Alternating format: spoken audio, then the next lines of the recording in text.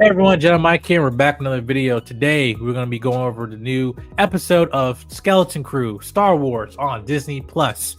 Jking, what was your thoughts on this episode? I have to say, thankfully, coming off of the 2-episode premiere, the good, wholesome, adventurous vibes that I have felt with the premiere are still going on into this episode, while also giving that sort of like ET or Poltergeist sort of like, there's a lot more to hear that you don't know when it comes to these characters, and especially now to Jude Law's character, who yes, is confirmed to be the same captain from the beginning of the first episode, which he has too many names, so I'm just going to go by Crimson Jack. But that there's definitely a lot more to him that meets the eye. Is he scum? Is he piracy? Is he a force user? I guess we shall see.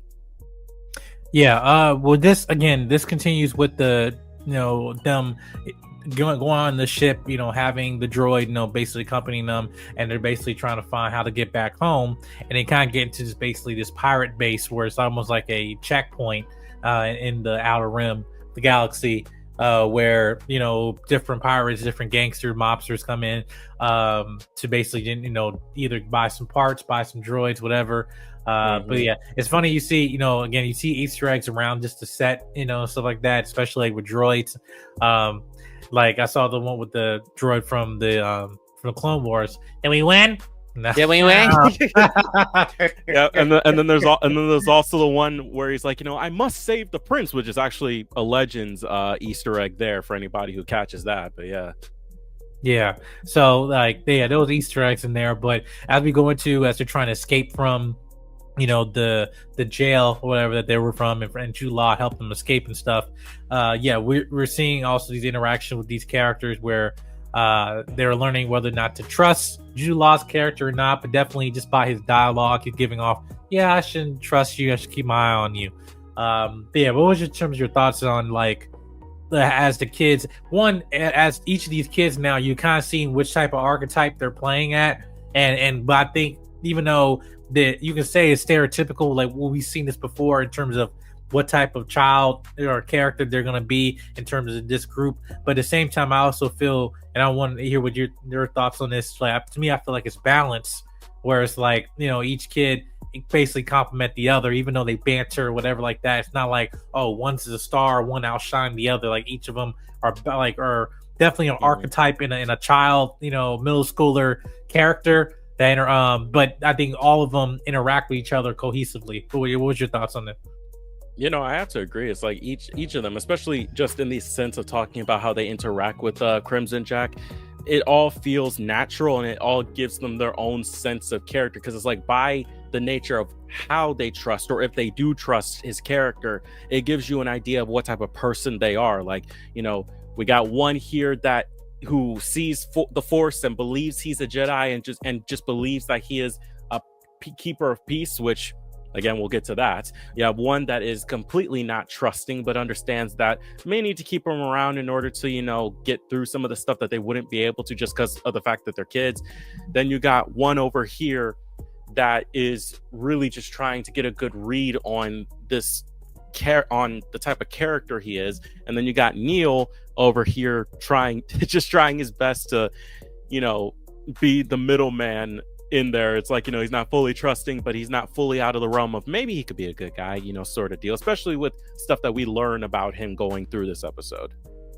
Yeah, Neil, he's like one of my favorite characters out of this group. It is what it is. But yeah, I did really enjoy this episode. In terms of like the pirates, definitely you see a lot of Easter eggs either from Legends or just from the expanded lore. But you also get a quick cameo of Julia White's character, Urkel, in here. But yeah, Urkel's in Star Wars, y'all. But in terms of them to get out of, in terms of the situation with Jude Law's character, there was also conversation about what the Jedi do and what they don't do.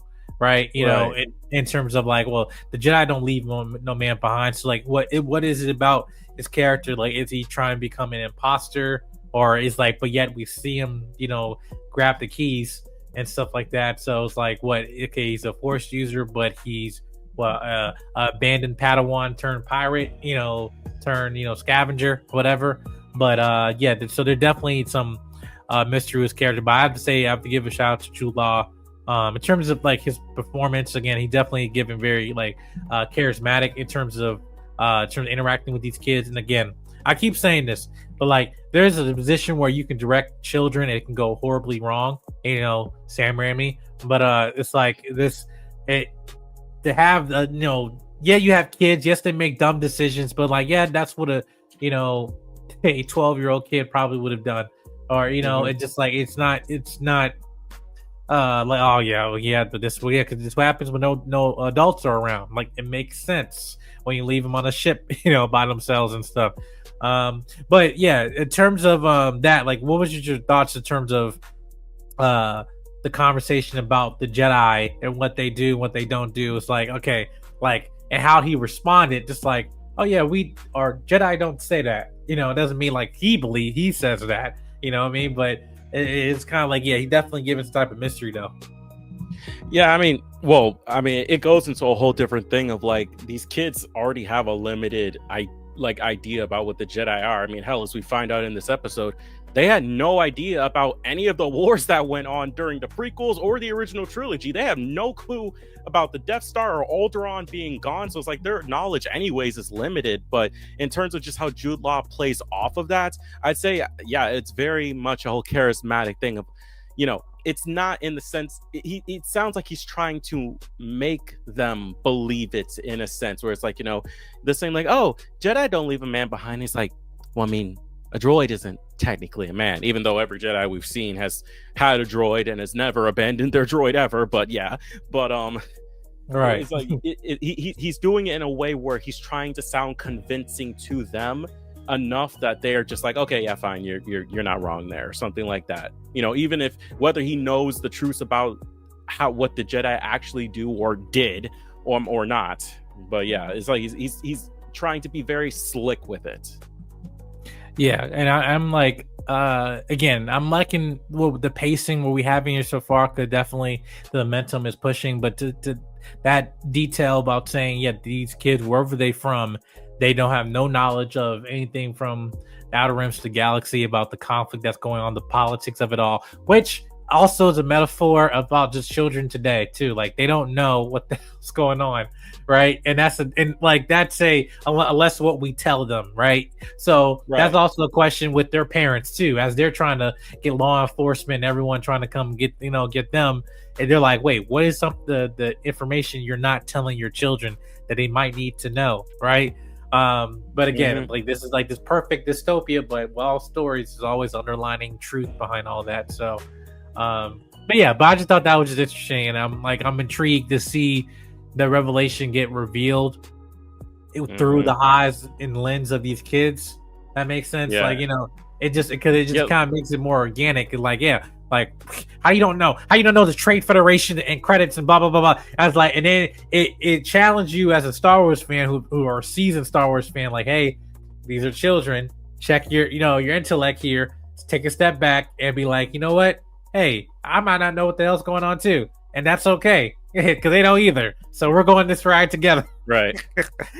So that's where I'm like, yeah, it's you're not having to try and act like somebody's like this big universe bending, I know everything and you know nothing stuff, and all these pre-established lore of it all. I was like, no, this is an intriguing story point in this kid adventure story. So yeah, I think I'm digging it.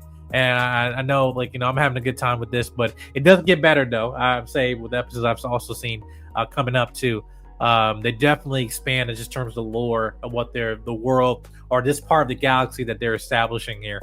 But I'm looking forward to it. But other than that, let's conclude our review of episode 3 of Star Wars Skeleton Crew. We'll be back next week to go over our review episode 4. And this is Jking, this is Jedi Mike 7. We'll see you guys in the next video.